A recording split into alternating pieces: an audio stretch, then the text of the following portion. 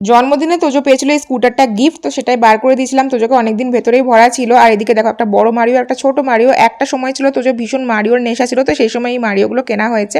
আজকে দুপুরের খাওয়াতে আমাদের ছিল আলু, উচ্ছে, বেগুন সমস্ত কিছু দিয়ে ভাজা, তার সাথে লাউ ধনেপাতা দিয়ে তরকারি, আলু ঢেঁড়সের তরকারি, ডাল, আর হয়েছে মাছের ঝাল। আর রাত্রের জন্য সোয়াবিন আলু তরকারি করে রাখা হয়েছে।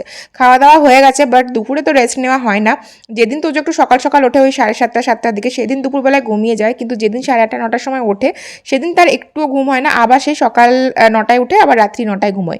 তোজোর জন্য অর্ডার করেছিলাম একটা পিয়ানো। তোজোর এখানেও পিয়ানো ছিল, কিন্তু এই যে বড় পিয়ানোটা তোজোর রামপুরহাটে ছিল, কিন্তু সেটা তো নিয়ে আসা হয়নি। সেজন্য কয়েকদিন ধরেই চাইছে হচ্ছে মাইক দেওয়া এই পিয়ানোটা।